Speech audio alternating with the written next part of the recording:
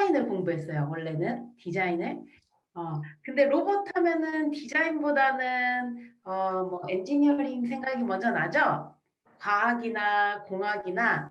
그런데 저는 디자인 공부를 하다가 어, 우연히 우연히 로봇을 한번 디자인해보고 싶은 계기가 있어서 로봇을 디자인하는 사람이 됐고 로봇 디자인에 대해서 연구를 하고 있습니다. 지금은 키스트 한국과학기술연구원에서 지능 로봇 연구단이라는 곳에서 로봇 공학자들과 함께 로봇 디자인에 대해서 연구하고 있습니다.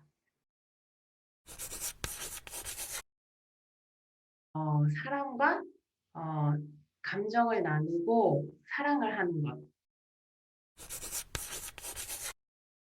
제가 오늘은 우리 일상생활에서, 우리 매일매일 생활에서 같이 살 수 있는, 사용할 수 있는 그런 로봇 디자인에 대해서 소개하려고 해요. 여러분들은 로봇 하면은 뭐가 생각이 나요? 그냥 편하게 얘기해도 돼요. 네. 혹시 이런 스타워즈에 나오는 이런 로봇들 생각나나요? 아니면은 건담 이런 로봇 생각나나요? 또는 요즘에 저요. 공항이나 이런 데 가면은 이런 소셜 로봇이 있기도 하죠. 네, 얘기하세요. 휴보요, 휴보. 휴보가 생각나세요. 맞아요. 휴보도 있어요. 그래서 선생님 생각하는 로봇은 로봇 디자인은 크게 세 가지 방법이 있다고 생각을 해요.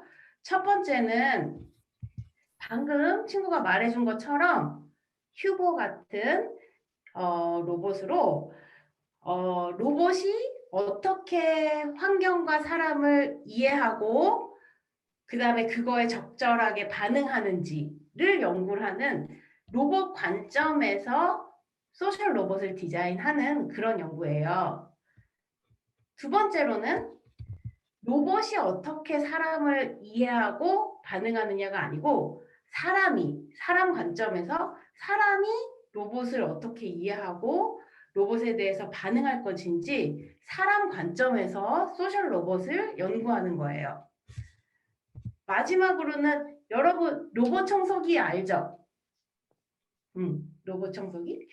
그런 것처럼 이렇게 사람처럼 생기지 않았는데 로봇의 자동으로 하는 기술 같은 것이 접목이 들어가서 자동으로 일을 해주는 제품들이에요. 그래서 우리가 원래 보던 청소기, 뭐 아니면 의자, 아니면 뭐 쓰레기통 이런 우리의 일상생활 속에 있는 제품들이 로봇 기술을 통해서 더 똑똑한 제품으로 바뀐 형태가 바로 로봇 제품이에요. 로보틱 프로덕트예요. 음. 로봇을 디자인하는 거가 여러 가지 영역이 있을 수 있어요. 첫 번째로는 로봇의 캐릭터를 어떻게 디자인해야 될지 고민을 해봐요, 여러분들. 그래서 여러분들도 지금 로봇 디자인하는 그런 거를 해보고 있죠? 워크숍을 하고 있죠?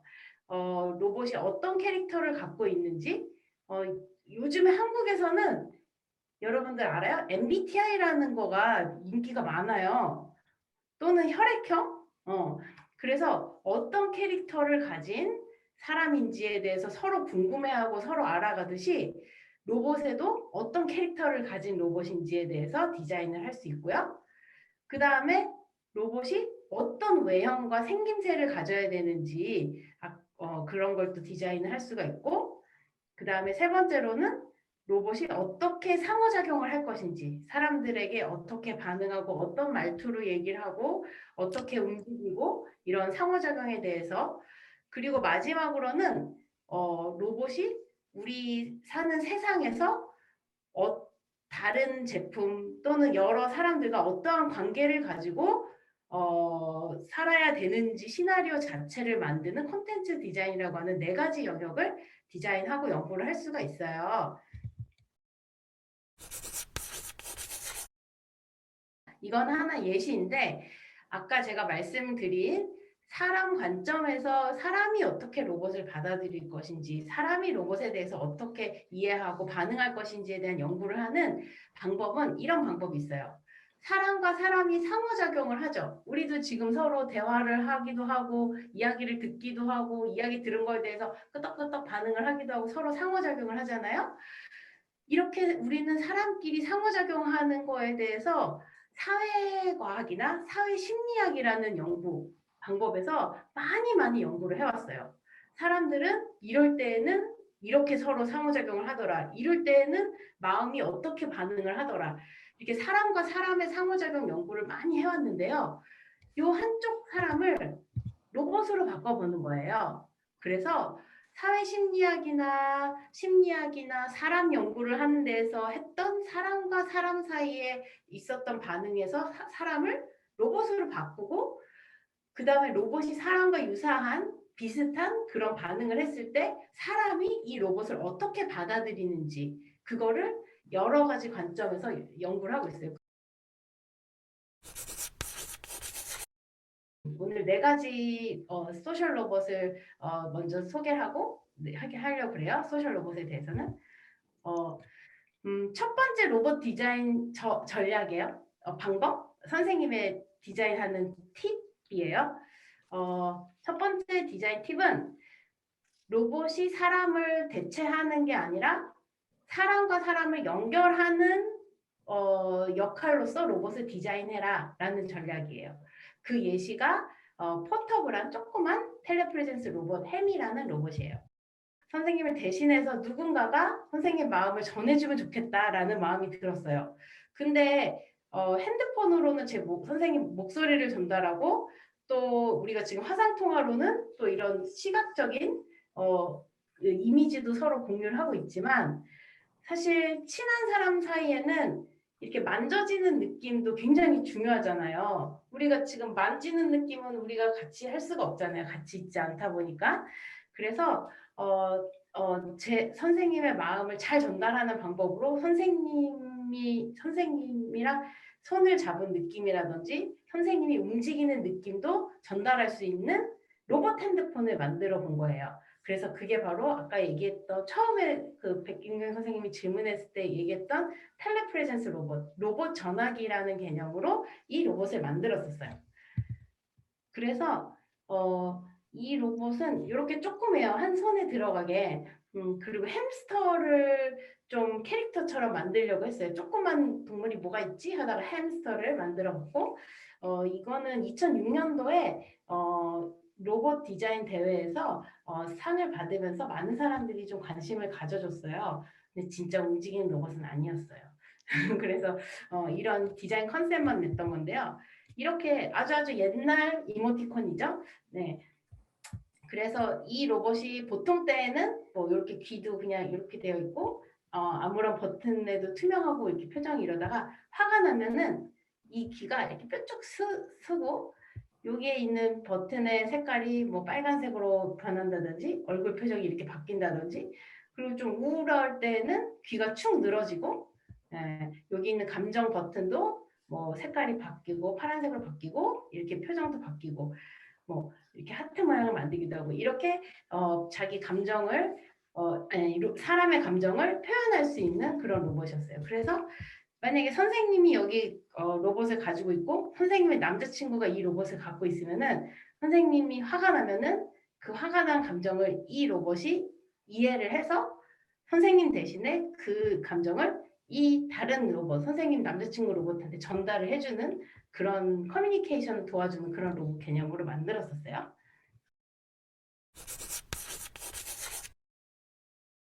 인텔리전트 프로덕트 디자인, 로봇 기술을 적용을 해서 기존 일상에 있던 여러 가지 제품을 똑똑하게 만드는 디자인 방법이에요.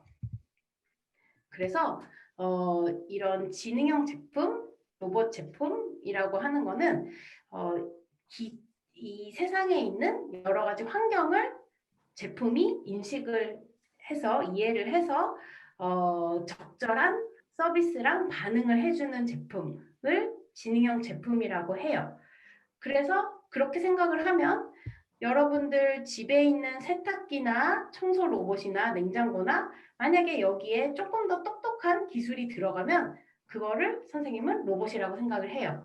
그리고 우리의 가구들도 있죠. 의자도 있고 테이블도 있고 여러 가지 뭐 조명도 있고 이런 일상의 그런 가구들도 로봇 기술이 접목이 돼서 좀 더 똑똑한 가구, 좀 더 뭐 움직이는 가구, 뭐 그 용도에 맞게 그런 것도 로봇 가구가 될 수 있고요.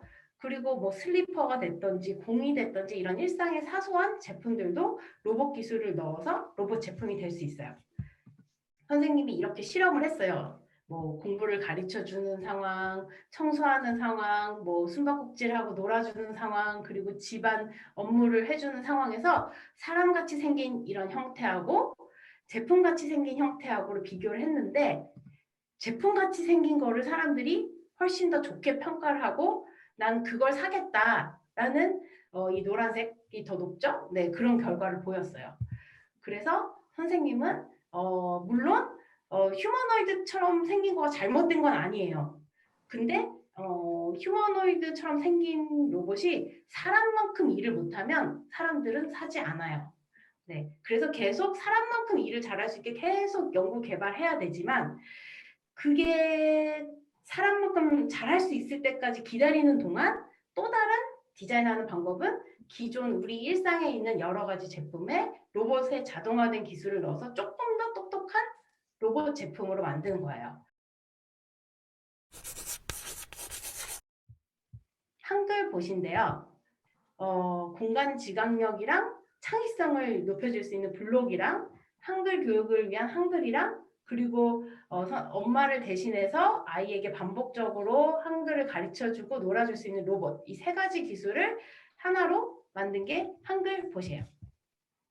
한글의 구조를 이해하고 스스로 발음할 수 있는 한글 로봇이 개발돼서 국제 로봇 학회에 극찬을 받았습니다. 윤나경 기자입니다.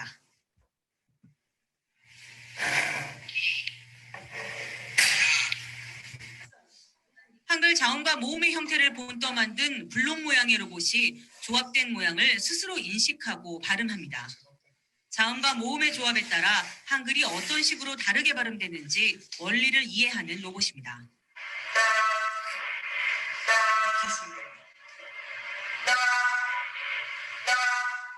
포스텍 강선화 교수 연구팀은 적외선 LED와 포토 트랜지스터를 통해 블록들이 서로 신호를 주고받으며 스스로 조합 구조를 인식하고 발음하는 한글봇을 개발했습니다. 네, 어떻게 배치되어 있는지를 알아내가지고 이제 모음에서 이제 받아들여서 자음에서 보내는 신호를 모음에서 받아들여서 이제 모음에서 해석을 해서 말을 해주는 건데 가장 중요하게 생각한 개념은 한글의 단순화입니다. 교육 효과를 극대화하기 위해 10개 남짓의 블록으로 한글을 모두 표현할 수 있도록 설계했습니다. 이런 특징 때문에 외국인이 단 3분 만에 한글의 발음 원리를 이해하는 놀라운 성과도 이뤄냈습니다. 언어 학습 능력을 한글이니까 키울 수 있고 이를 통해 자뇌를 발달할 수 있죠. 그리고 이걸 블록형으로 개발했기 때문에 공간 지각력이나 한글봇은 최근 네덜란드에서 열린 국제 소셜 로봇 컨퍼런스에서 현장 투표상을 수상하면서 그 성과를 인정받았습니다. KBS 뉴스 윤나경입니다.